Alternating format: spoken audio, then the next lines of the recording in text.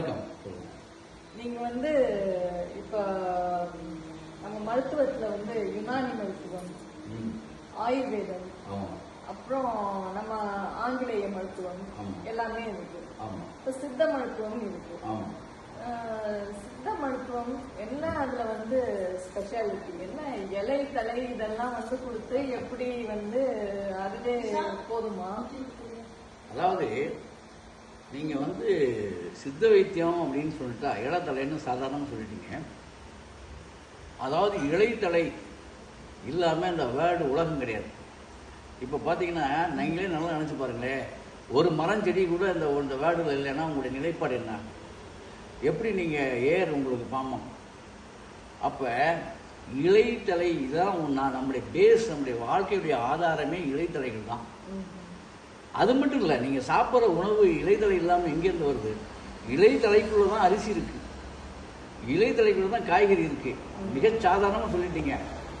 இன்னும் சொல்லப்போனால் எல்லாமே இலைத்தலை இல்லாமல் இல்லை, எல்லாமே இலைத்தலை தான். ஆக அதனால சித்தர்கள் வந்து என்ன சொன்னாங்கன்னா, எல்லாம் காலை இஞ்சி கடும்புகளுக்கு மாலை கெடுக்க மண்டலம் உட்கொள்ள கோழி நடந்தவன் கோலை திங்கிறது குமாரி குழாய் போகணும்னு பாட்டு. அப்போ கிடைச்சிருக்கு. இது கூட ஒரு செடியிலையும் மரத்திலையும் விளையக்கூடிய விஷயங்கள் தான் எல்லாமே.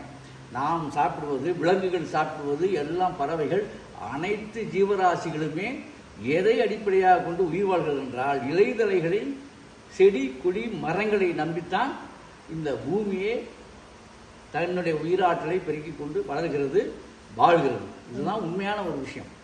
ஆகவே நாம் அப்படி பார்க்கும் பொழுது சித்தர்கள் அதை வச்சுதான் இதை கண்டுபிடிச்சாங்க.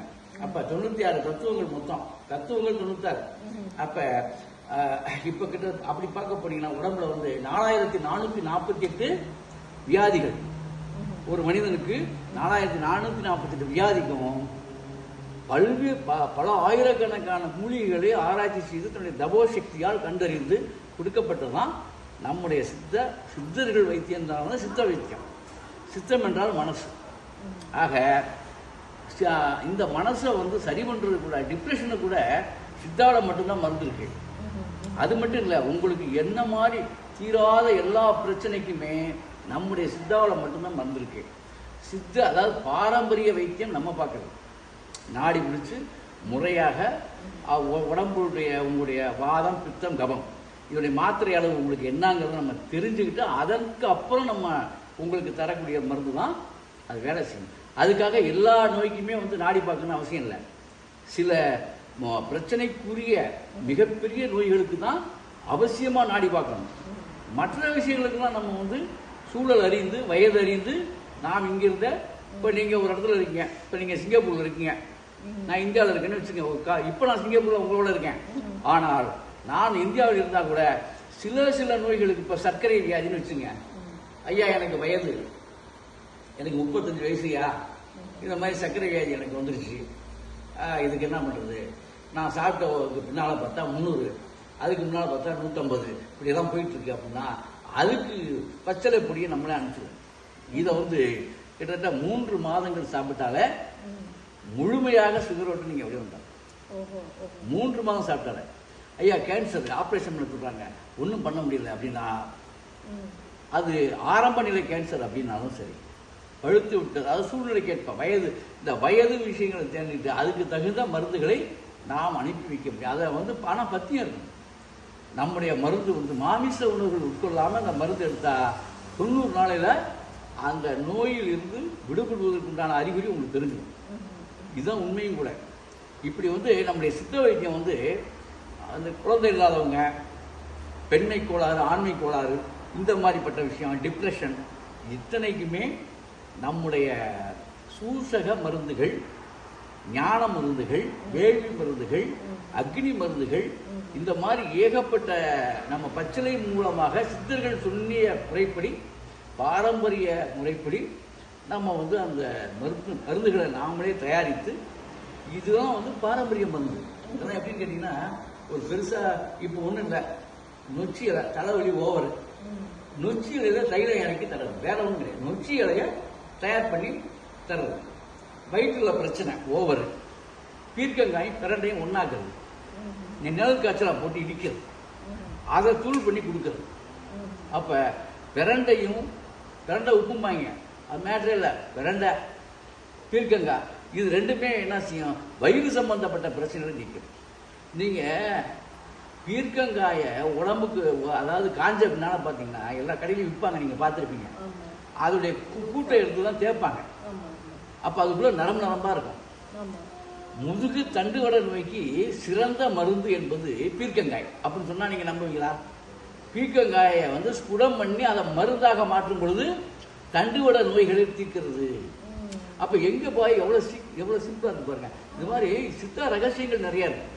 ஆக ரகசியங்களும் அதிசயங்களும் இருந்ததுதான் தமிழனுடைய 18 சித்தருடைய வைத்தியம் என்பதை நீங்க முதல்ல புரிஞ்சுக்கணும். நீங்க சாதாரணமா இளதலான்னு சொல்லிவிட்டீங்க. இலைதலையை வைத்துத்தான் வாழ்வின் ஆதாரமே இலையும் தலையும் மரமும் கொடியும் செடியும் தான். ஆகவே இதுல இருந்து நம்ம என்ன தெரிஞ்சுக்கணும்னா, செடி கொடி மரங்கள் தான் நமக்கு நம்முடைய கண்களாகவும் உயிராகவும் போற்றி அதை பாதுகாக்கணும். அது மாதிரி மரம் நடுறதா இருக்கணும், செடியை உருவாக்குறதும் நம்முடைய ஒவ்வொரு வீட்லையுமே. இப்ப கூட அடுத்த பட்டியலிடுறேன், ஒவ்வொரு வீட்லையும் என்னென்ன மாதிரி சில செடிகளை நீங்க உருவாக்கி வச்சுட்டீங்கன்னா அது கை மருந்தாக உங்களுக்கு பயன்படும். ஆகவே மெய் மருந்து என்றாலே உங்களுக்கு சித்த மருந்து தான் என்பதை சித்த நிலை மட்டுமே சித்த நிலை, சித்த மருந்து மட்டுமே சுத்த மருந்து அப்படின்னு அடுக்கி சொல்லுறோம். ஆகவே அன்பர்களே, நீங்க அற்புதமான நம் சேனல் வாயிலாக சிங்கப்பூரில் நான் இருந்தாலும் கூட நாம் அனைத்து உலகில் உள்ள அனைத்து மனிதர்களுக்கும் நாம் சொல்லக்கூடிய இந்த புத்தாண்டு நலச்செய்தி என்னவென்றால், ஆங்கில புத்தாண்டு நல்வாழ்த்துக்களையும் உங்களுக்கு தெரிவித்துக் கொண்டு நம்ம சிங்கப்பூர் ஆட்சி மூலமா உங்களுக்கு அதை சொல்லிக்கிட்டு எனக்கு தெரிஞ்ச வைத்தியத்தையும் லேசா சொல்லிட்டு உங்களுக்கு ஒரு புத்தாண்டு தகவல் என்ன சொல்றேன்னா, இனிமே கவலைப்படாதீங்க.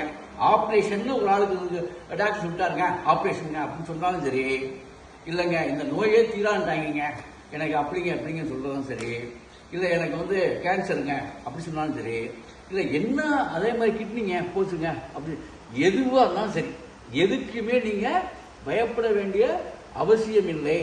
யாம் இருக்க பயமேன் அப்படின்னு நான் சொல்லல, 18 சித்தர்கள் சொல்றாங்கிறத உங்க காதலையும் இந்த புத்தாண்டு நலச்செய்தியா சொல்லி எல்லோருமே நம்முடைய சித்த வைத்தியத்தினுடைய சிறப்புகளை உணர்ந்து, என்னை போன்ற 1000 பாரம்பரிய வைத்தியர்கள் இருக்காங்க, என்கிட்டே வரணும்னு அவசியம் இல்லை.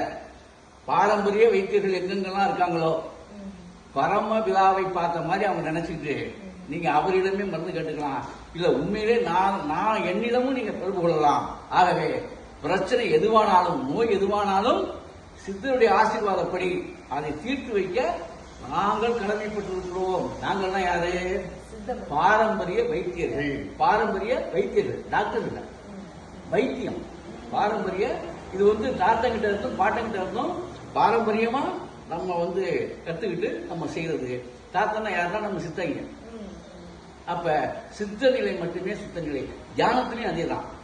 அதனால எல்லாம் புத்தாண்டு நல செய்தியாக சொல்லி இந்த ஆங்கில புத்தாண்டு தினத்திலே அனைவருக்கும் மீண்டும் அற்புதமான சேனல் வாயிலாக நன்றி பாராட்டி நம்முடைய சிங்கப்பூர் ஆட்சி மீண்டும், ஏன்னா அவங்க தான் அதை தூண்டி விட்டாங்க, இல்லாட்டி இந்த செய்தியே உங்களுக்கு வந்திருக்காரு. அதனால அவர்களுக்கும் ஒரு நன்றியை நீங்க சொல்லிருங்க. ஆகவே எங்களுடைய அற்புதம் ஆனந்தம் சேனல் வாயிலாக மீண்டும் புத்தாண்டு வாழ்த்து தெரிவித்து விடைபெறுகிறேன். அற்புதம் ஆனந்தம்.